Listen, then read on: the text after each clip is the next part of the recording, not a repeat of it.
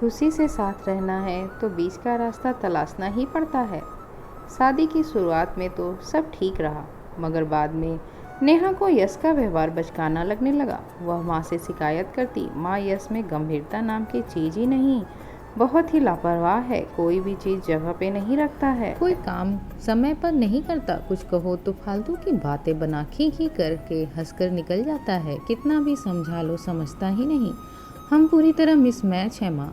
नेहा मुंबई जाने वाली बस में चढ़ी और अपनी सीट के ऊपर बैग रखने की जगह तलाशने लगी। किसका सामान है ये? वह चिल्लाई तो पीछे से एक पैसेंजर आया। मेरा है, आपकी सीट पीछे है तो इसे भी पीछे ही रखिए। नेहा तल्ख हो उठी।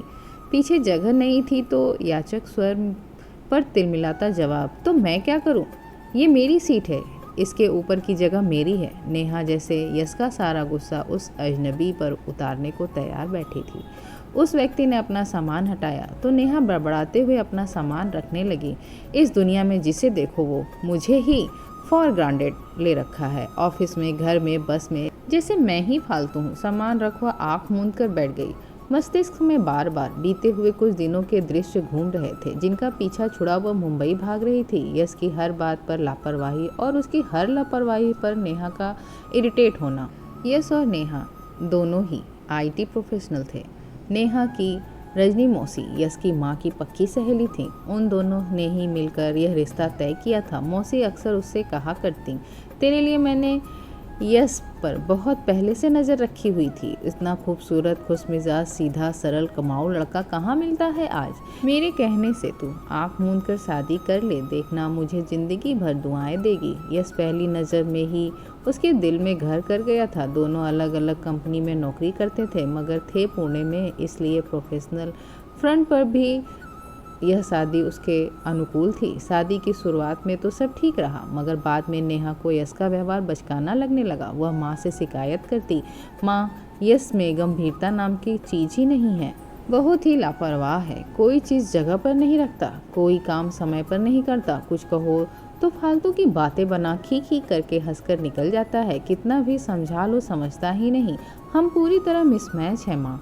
पर माँ को बेटी की शिकायतें समझ नहीं आती थी। वे तो इसी बात से खुश थी कि उनका दामाद दिखने में आकर्षक है, अच्छा खासा कमाता है, उनकी बेटी को प्यार करता है, उसे बराबरी का हक और सम्मान देता है, ऑफिस में से सीधा घर आता है और उसमें सिगरेट शराब जैसा कोई ऐब नहीं। इससे ज़्यादा एक लड़की को क्या चाहिए भला। मगर नेहा को यही सब पसंद नहीं था। वो बेहद अनुशासित, समय की पाबंद और प्लानिंग करके चलने वाली लड़की थी। जरा सी अव्यवस्था उसे अपसेट कर देती थी। वही यश इससे ठीक विपरीत था। नेहा लाइफ को तो बहुत सीरियसली लेती थी और यश जटिल परिस्थितियों में भी टेक इट इजी मंत्र न छोड़ता। चाहे कुछ भी हो जाए, उसके चेहरे पर बुद्ध मुस्कान बनी रहती। यश को अक्सर प्रोजेक्ट के सिलसिले में देश विदेश ट्रैवल करना पड़ता, मगर ऐसा कोई ट्रिप न होता जहां उसका कोई न कोई कपड़ा होटल में छूट न गया हो। आराम से घर से निकलता और आखिरी कॉल पर चेक इन करता।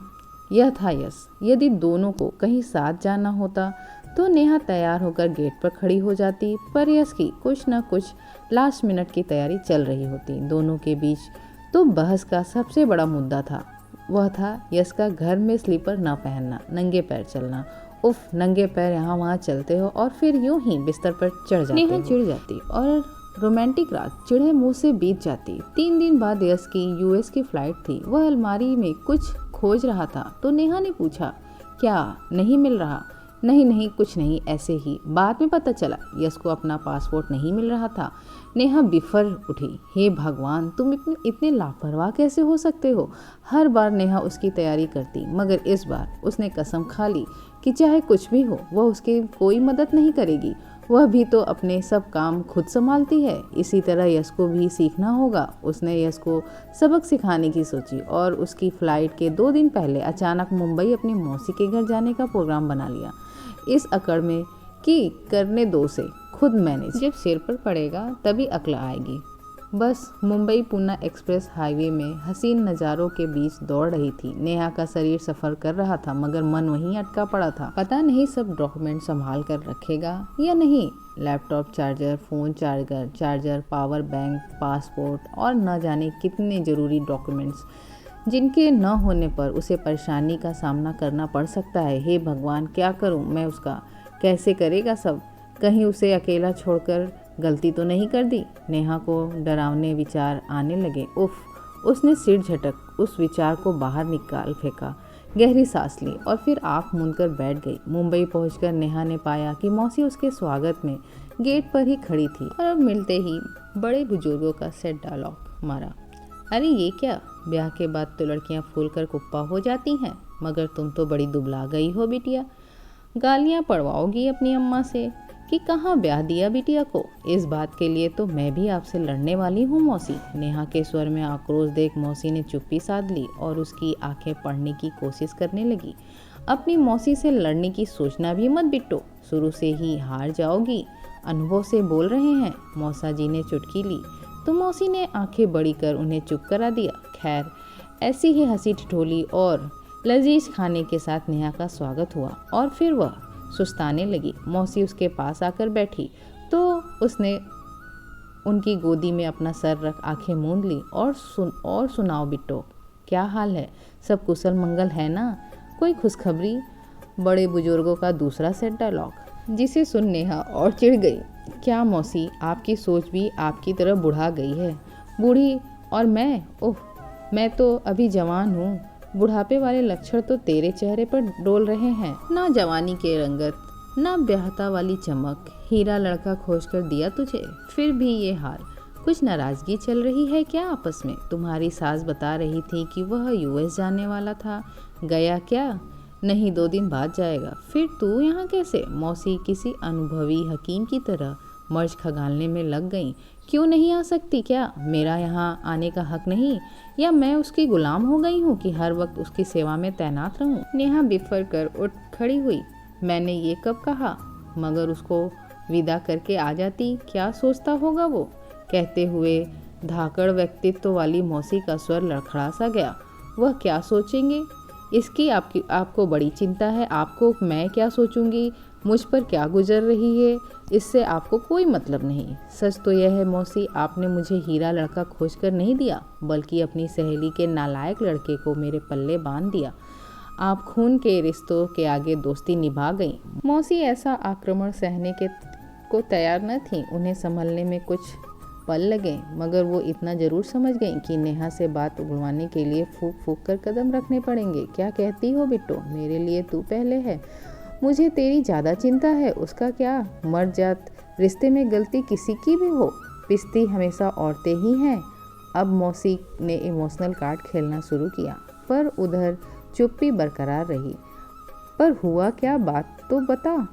क्या हाल कर दिया मेरी फूल सी बच्ची का? मिले तो जरा टांगे तोड़कर रख दूंगी उसकी। मौसी नेहा के गाल सहलाते हुए बोली। बस बस बस, अब इतना भी ड्रामा मत करो। तुम दोनों बहनें सच में ड्रामा क्वीन हो। मौसी चुप हो गई। अजीब मुसीबत है, न इधर से बोलने दे रही है न उधर से। करूँ तो क्या करूँ? उन्होंने मन ही मन ईश्वर को याद किया और आगे की रणनीति तैयार करने लगी। नेहा को वापस खींचकर अपनी गोद में लिटा लिया और उसके बालों में हाथ घुमाने लगी। अच्छा, खुलकर बता, कसम से किसी से नहीं कहूँगी, तेरी माँ से भी नहीं। तेरा ध्यान नहीं रखता, तुझे प्यार नहीं करता, तुझसे लड़ता है या तेरी बात नहीं सुनता? कुछ तो बता। लेटे लेटे नेहा सोच रही थी कि मौसी को क्या बताऊं। ध्यान तो रखता है, प्यार भी करता है, और कितना भी उकसा लो लड़ता तो बिल्कुल नहीं। उल्टा 2-4 जोक मारकर खीखी करता हुआ पतली गली से निकल जाता है। ऐसी कोई बात नहीं मौसी, बस लगता है जैसे हम 2 विपरीत ध्रुव शादी के नाम पर एक साथ बांध दिए गए। हम में कुछ भी एक जैसा नहीं, ना आदतें, ना व्यवहार, ना पसंद। हाँ तो सही बात तो है ना बिट्टो, तुम दोनों पति पत्नी हो, कोई दोस्त नहीं, अलग तो होंगे ही। नेहा ने मौसी को सवालिया नज़रों से घूरा। देख बिट्टो, हम दोस्त ऐसे बनाते हैं जो आदतों में, व्यवहार में हमारे जैसे हों, मगर ऊपर वाला पति पत्नी की ऐसी जोड़ियां बनाता है जिसमें दोनों बिल्कुल उलट हो, ताकि एक की कमी दूसरा पूरी कर सके और फिर दोनों मिलकर संपूर्ण हो जाए, सर्वगुण संपन्न हो जाए। यकीन नहीं आता तो किसी भी जोड़े से पूछ ले। एक तो गर्मी ज़्यादा लगेगी तो दूसरे को सर्दी, एक को मीठा पसंद होगा तो दूसरे को नमकीन, एक जल्दी उठेगा तो दूसरा देर तक सोने की जिद करेगा, एक पसारा फैलाएगा तो दूसरा उसे समेटता रहेगा, एक लेट लतीफ़ होगा तो दूसरा घड़ी के आगे दौड़ता है। लगा जैसे अपनी ही धुन में बोले जा रही थी, मगर उनके अंतिम दो वाक्य पर धुआं छोड़ने वाला। कहते हुए मौसी ने नेहा को कंकड़ियों से ऐसे देखा जैसे बुढ़ापे वाली बात का बदला उतार लिया हो। अच्छा, आप में और मौसा जी के बीच तो ऐसा कुछ भी नहीं है, दोनों दो जिसमें एक जान बने घूमते हो, यह वो सब ऊपर से दिखता है बिट्टो। अब तुम्हें क्या बताऊं कि शुरू में हमने कितना बर्दाश्त किया। पता है, जब हमारी शादी हुई थी तुम्हारे मौसा जी तो एसी के बिना नींद नहीं आती थी और हमको घंटे भर में ठंड के मारे कुकड़ी बंधने लगती थी। पहले अकेले रहते थे तो दूसरे कमरे में आकर सो जाते थे, फिर हमारी सासू माँ साथ रहने आ गई तो कमरे से बाहर भी नहीं निकल सकते थे, वरना जाने क्या क्या कहानियाँ बनाती।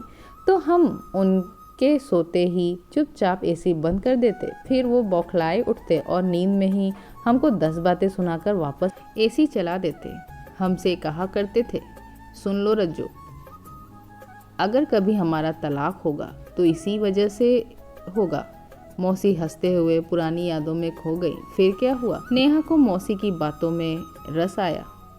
होना क्या था, वही समझौता एक्सप्रेस दौड़ानी पड़ी। तुम्हारे मौसा जी ने कूलिंग कम की और हम मोटा कंबल तान के सोने लगे। कहते रहते थे ना, पिस्ती औरतें ही हैं। रहने दो मौसी, कूलिंग तो मौसा जी ने भी कम की थी ना। नेहा हंसते हुए बोली, यही तो बात है बिट्टू, खुशी खुशी साथ रहना है तो बीच का रास्ता तलाशना ही पड़ता है। पर मौसी, यस और मैं हर बात में अलग हैं। मुझे ही पता है कैसे झेल रही हूँ उसे, वैसे ही झेल रही है जैसे वह तुझे झेल रहा है, और वह तो तुझे कितने प्यार से झेल रहा है, जबकि तू कितनी शिकायतें करके ठिनक ठिनक के झेल रही है। सुनकर नेहा तुनकी, मुझे झेल रहा है और नहीं तो क्या। अगर वह तुम्हारी आदतों के हिसाब से नहीं चलता तो तुम भी कहाँ उसकी आदतों के हिसाब से चलती हो। पर वह तुम्हें ऐसे छोड़कर नहीं भागा, ना ही किसी से तुम्हारी शिकायत करता है। वाह, वो शिकायत क्या करेगा, मेरे बिना उसका एक दिन काम न चले। यह तेरी गलतफहमी है बिट्टो। तू देखना, तेरे बिना ही उसके सब काम आराम से हो जाएंगे। और देखना तो आप मौसी, कैसे हर घंटे कॉल आएगा, यह कहाँ रखा है, वह कहाँ रखा है, यह कैसे करूँ, वह कैसे करूँ। यह गलतफहमी में मत रहना। जब तेरा ब्याह नहीं हुआ था तब से जानती हूँ उसको। हॉस्टल में रहता, अलग अलग शहरों में नौकरी, सालों से अकेले ही सब संभाल रहा था। उसकी माँ नहीं जाती थी उसकी गृहस्थी जमाने। जानती है एक दिन तेरी सास मुझे क्या कह रही थी? क्या कह रही थी? नेहा के कान खड़े हो गए। कह रही थी, रज्जो, तुमने बहू के नाम पर थानेदार पल्ले बांध दी। जब देखो मेरे बेटे के पीछे पड़ी रहती है, उसे नियम कानून सिखाती रहती है। अपने घर में भी चैन से नहीं रह सकता बेचारा। ये तो वही है जो सब कुछ हंसते हंसते झेल रहा है, फिर भी कभी शिकायत नहीं करता। सुनकर नेहा के तौरिया चढ़ गए, मगर चुप रही। यूं ही मौसी भांजी की अनकही बातों के समय आगे बढ़ता गया। मगर इन 2 दिनों में यश का ना कोई मैसेज आया, ना कोई मिस कॉल। नेहा का मन वहीं लगा हुआ था, अतः बार बार फ़ोन चेक कर रही थी। नहीं आया ना फ़ोन। कुछ पूछने के लिए कर रहा है ना वो खुद सब अकेले। देखा बिट्टो, तुम्हें लगता था वह तुझ पर निर्भर है, मगर असलियत में तो तू उस पर बुरी तरह निर्भर हो। क्या कह रही हो मौसी? I am fully independent. Neha अकड़ी। अच्छा, सच सच बताओ, जब से आई हो 2 मिनट भी ऐसे गुजरे हैं जो उसके बारे में नहीं सोचा? तुम उस पर इतनी निर्भर हो कि उसके सिवाय न कुछ सोच सकती हो और न देख सकती हो। तुम्हारी पसंद की कढ़ी बनाई थी, मगर तुमने बेमन से खाई। तुम्हारी दी हुई साड़ी पहने हैं और तुमने नोटिस भी नहीं किया। मौसी शिकायती लहजे में बोली। तुम्हारी पूरी सोच ही उसकी आदतों में उलझकर रह गई है। और देखो, वह आराम से यूएस चला गया। मेरे पास फ़ोन आया था कि तुम्हारा ख्याल रखूं। वह तुम्हें फ़ोन करके डिस्टर्ब नहीं करना चाहता था। सुनकर नेहा का दिल रो पड़ा। यश को सजा देकर आई थी और अब खुद ही सजा याफ्ता बनी बैठी थी। मन भीतर से कसमसा रहा था। यश का मुस्कुराता चेहरा याद कर उसका अहंकार पिघल रहा था। खुद को कोस रही थी कि उसे सी ऑफ कर किए बिना यूं ही चली आई। अब महीने भर कैसे रहेगी उसके बिना? मौसी की ममता भरी छाँव में 2 दिन बीत गए। नेहा वापस घर की राह पर चल पड़ी। अनमने से घर का दरवाज़ा खोला तो हर तरफ यश ही यश खड़ा नजर आ रहा था। हंसता मुस्कुराता यश, बातें बनाता यश। नेहा ने टेबल पर बैग रखा तो कुर्सी की बैग पर फैले टॉवेल पर नज़र पड़ी। एक स्मृति उभरी, कितनी बार कहा है टॉवेल बालकनी में सुखाया करो। नेहा के गुस्से पर यश का जवाब, क्या कह रही हो जान? पता है यह टॉवेल मुझसे मिन्नतें कर रहा था कि मुझे पूरा दिन बाहर टांगे रखते हो, कितनी गर्मी है बाहर, ज़रा 5 मिनट खुद खड़ा होकर देख लो, सूखा अचार बन जाओगे, इसलिए मैंने इसको यहाँ डाल दिया। वो भी खुश और मैं भी। थोड़ा आगे चली, एक जूता इधर एक जूता उधर पड़ा था। एक और स्मृति कौंदी, जूते का एक साथ उतार कर क्यों नहीं रखते? भड़कती नेहा और यश की ठंडी वियर सी बातें।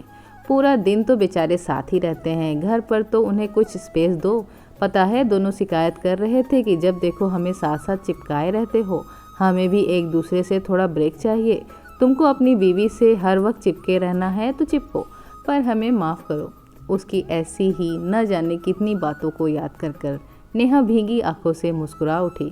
अब वे बातें बचकानी नहीं लग रही थी, प्यार आ रहा था उन पर। मौसी के शब्द कानों में गूंज रहे थे, ऊपर वाला ऐसी उलट जोड़ियां ही बनाता है जिसमें एक की कमी दूसरा पूरी कर दे और दोनों मिलकर संपूर्ण हो जाए, परफेक्ट हो जाए। आप सही कहती हो मौसी, उनकी जोड़ी भी परफेक्ट बनेगी। वह यश की लापरवाही संभाल लेगी और उससे खिलखिलाते हुए जीना सीख लेगी। सोचते हुए नेहा भी मौसी मौसा जी की तरह समझौता एक्सप्रेस में सवार हो गई, जिनका एक ही स्टॉप था, एक सुखी आनंदित जीवन। दोस्तों, आशा करती हूँ आपको ये कहानी पसंद आई होगी। पसंद आई तो वीडियो को लाइक कीजिए और चैनल को सब्सक्राइब कीजिए और अपनी राय कमेंट में देना ना भूलिए। धन्यवाद।